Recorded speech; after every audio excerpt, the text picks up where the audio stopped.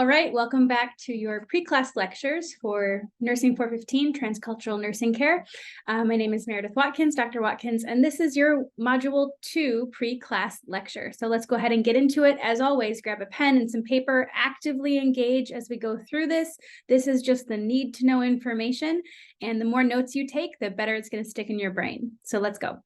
This week, we're talking about culturally competent care in transcultural nursing. How do we provide informed care that we're competent in? It's a skill that we're really good at, caring for patients from all different cultures and beliefs and backgrounds and perspectives, and providing them the nursing care that they need and want. We are going to dive into this in detail in class, as always. Right now, here's just the information. Okay, so establishing cultural competence in healthcare. Think about the factors that impact cultural groups in relation to health and healthcare, like vulnerable populations, immigrant populations, refugees, minority groups, etc. And even those subcultures that we talked about last week, like the queer community and different age groups and socioeconomic groups.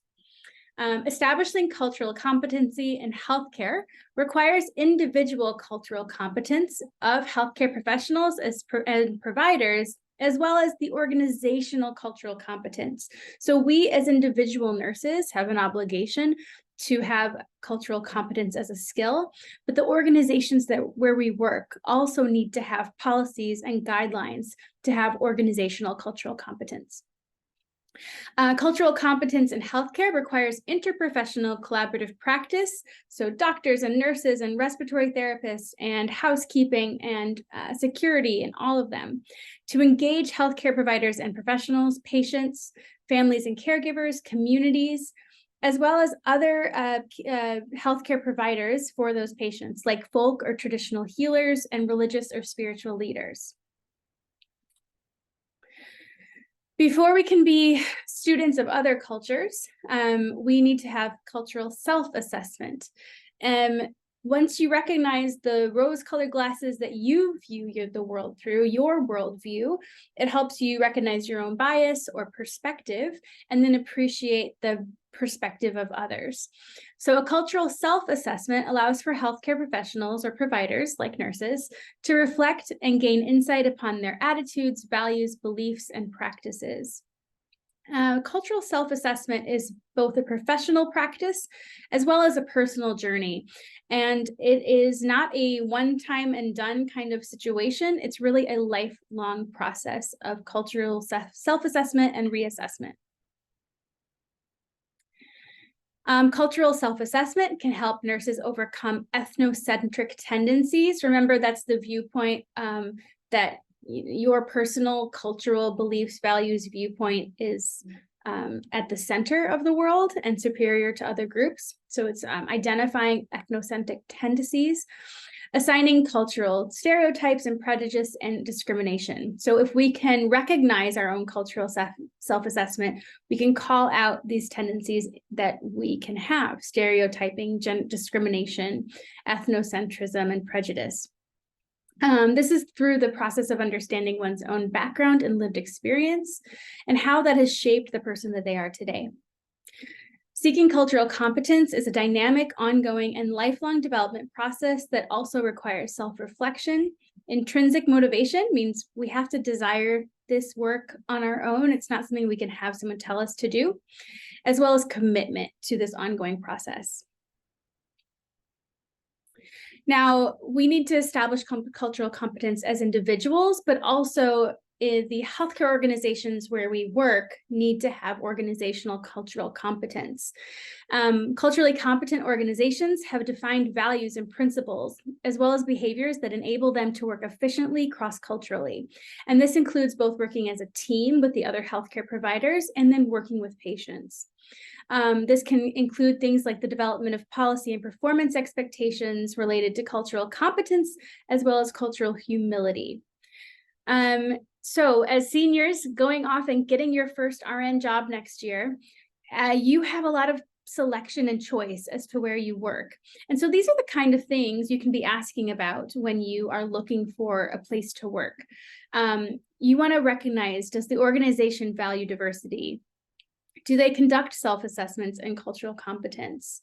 How do they manage the dynamics of difference? How do they acquire an institutional cultural knowledge? Are there ongoing trainings and workshops around social justice and cultural competence? And how do they adapt to diversity in the cultural context of the community that they serve? These are really great questions to ask because we do have choice in nursing and we want to set ourselves up for success. And that means working in an organization that we believe is doing the right thing and is valuing diversity and cultural competence.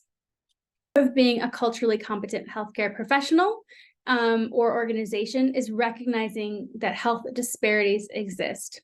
Health disparities are population-specific differences in the presence of disease in terms of how often they happen, the number and frequency, and relative risk, the health outcomes or access to healthcare.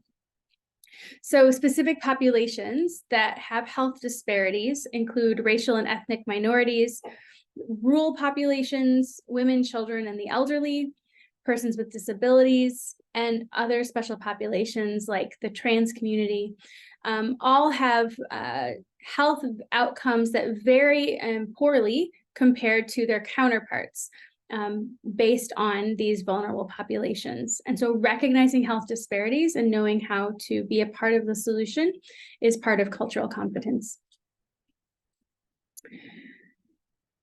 Communication influences on health disparity. So by 2050, it's projected that more than half the population will come from racial or ethnic minority backgrounds. They won't be minority backgrounds at that point, which is a great thing. Currently in the US, 20% or more of people speak another language other than English at home and have a preferred language other than English.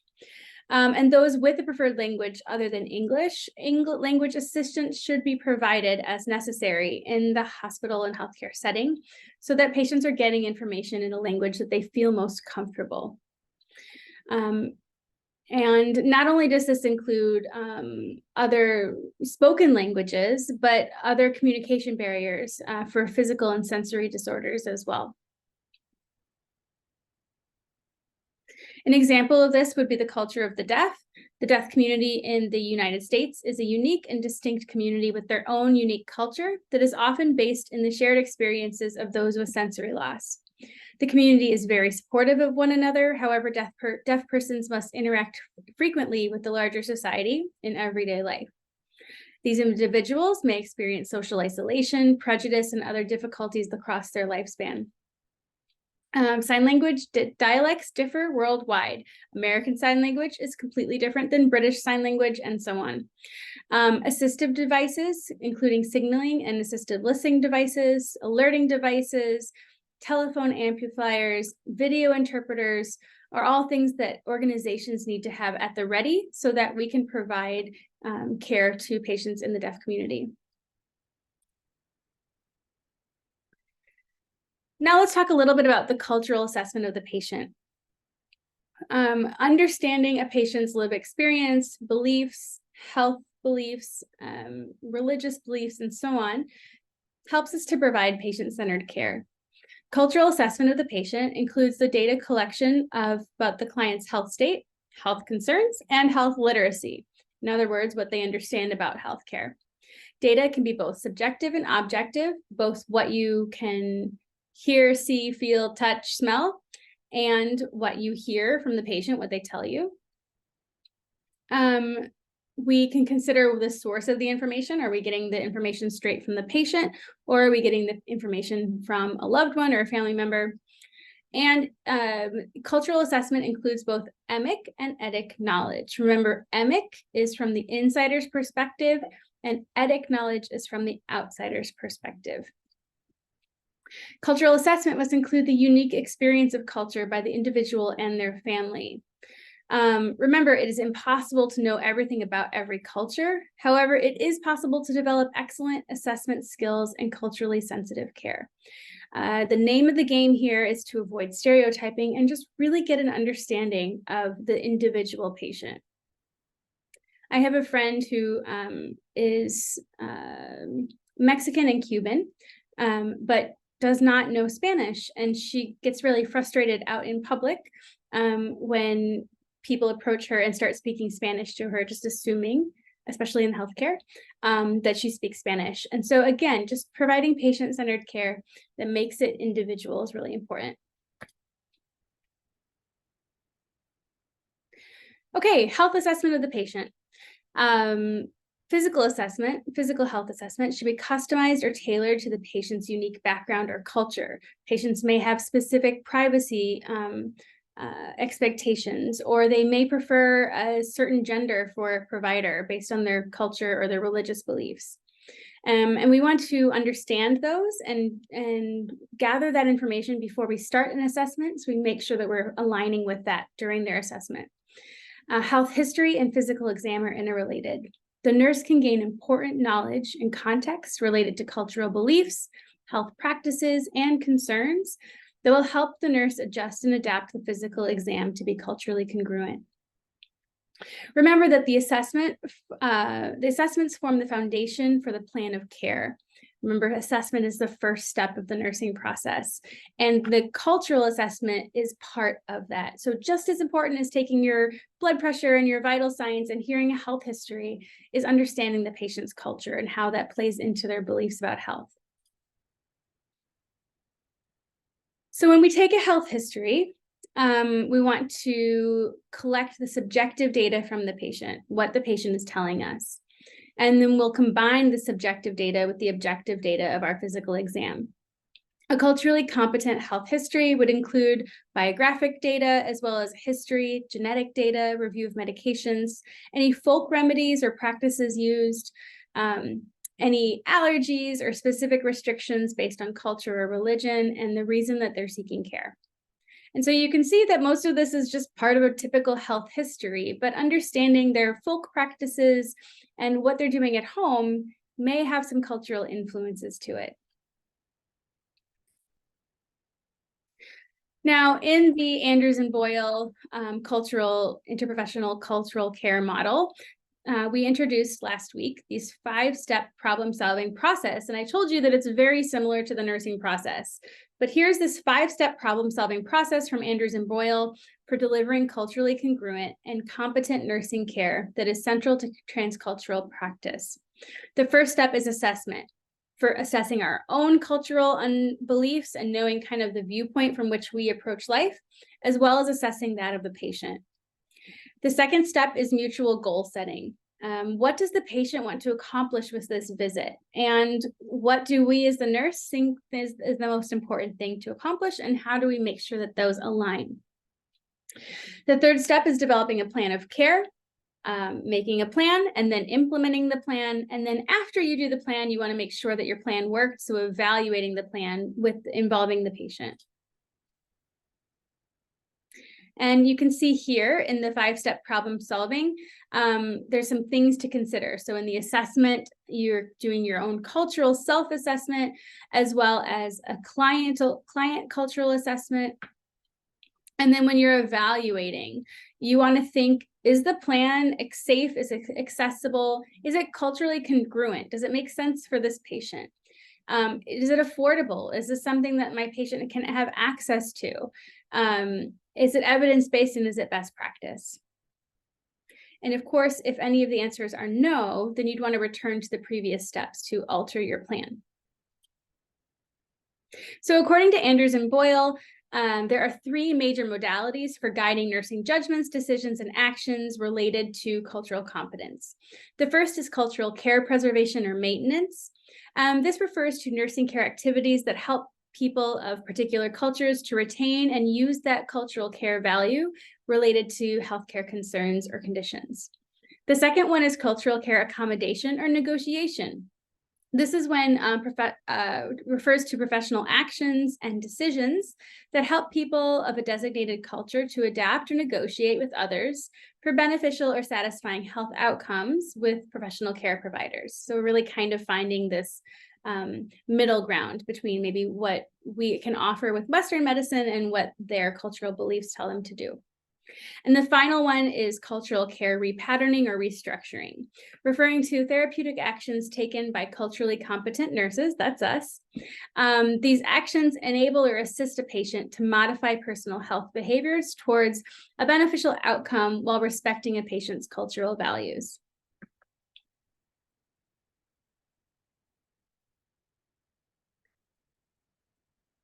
we have to recognize that people have all different skin tones and appearances and dialects and all of these things that make us all unique as humans. And in your health assessment class, you would have learned health assessment techniques to provide assessments that will capture data about a patient. At this point, I think it's really important when we're talking about culturally sensitive physical examination to talk about color awareness and health disparities. According to Ball and Seidel, people with darker skin tones with more melanin have higher numbers of health disparities due to inadequate assessment of the skin. The skin is the largest organ of the body, and so having an accurate skin assessment is really critical and can tell us so much about a patient, not only about any rashes or wounds, but also about their cardiovascular and respiratory systems. Ball and Seidel say the use of physical characteristics like gender or skin color to distinguish a cultural group or subgroup is inappropriate. However, there's a difference between distinguishing cultural characteristics and distinguishing physical characteristics. So since skin pigmentation or skin tone is a color of a physical characteristic, not a cultural one, it doesn't fit in the cultural category, but we also need to understand that skin pigmentation or skin tone is a physical characteristic, and patients with more melanin in their skin often are overlooked for conditions like cyanosis, purpura, petechiae. And so knowing how to accurately provide data and gather data on patients with all different amounts of melanin in their skin is an important skill for you as a nurse to have. So we need to collect accurate and culturally sensitive information and data about a patient, and this can include knowledge of normal biocultural variations. We need to do culturally congruent health assessment skills to recognize variations that can occur during illness, and recognizing the variations that are all within normal of height, body proportions, weight, and statures, vital sign and pain, and general appearance. So, you know, what a normal assessment is, it can vary from patient to patient. And so one way I can do that, if I'm providing care to a patient who identifies as Black, and they come in and their hemoglobin's low, I might not be able to tell from the color of their skin whether or not they have pallor that day, because I don't know what their baseline is. Baseline data is important for everything, right? So a couple tips on that is if you're looking for pallor or if you're looking for jaundice, things that you're not sure you're going to necessarily notice on the skin, you can look on the inside of the mouth, the inside of the lip, in the mucosa.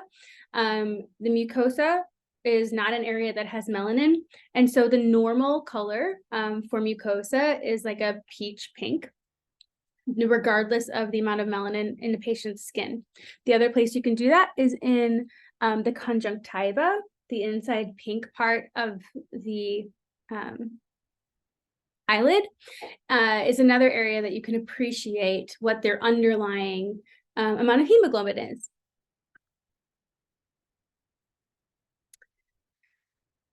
Other things to consider when we're talking about culturally sensitive physical examinations, we can see variations in certain labs like hemoglobin and hematocrit, and renal functions like GFR.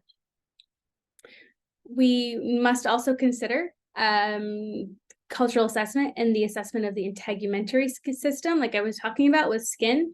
So we want to know what a Mongolian spot is, or vitiligo, hyperpigmentation, and how to assess things like jaundice and cyanosis and pallor, erythema, petechiae, and ecchymosis in patients of all different amounts of melanin.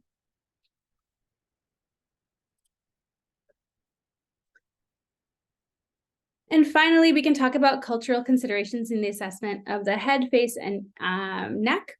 So there can be variation in the eyes, in the mouth, the teeth, as well as in the musculoskeletal system with BMI, nutritional indicators, body composition, and so on. I guess what I'm getting at here is you're going to hear the words patient-centered care a lot in this class, and identifying baseline and individual patient care. And what's more important than comparing your patient to some norm that you've established in your head is comparing that patient to their own baseline. So asking the patient and if things are different today can really help you gather that data. Okay, so today we talked about cultural competence and the importance that it provides at the bedside. We'll get into application of this more in class this week, and I look forward to seeing you.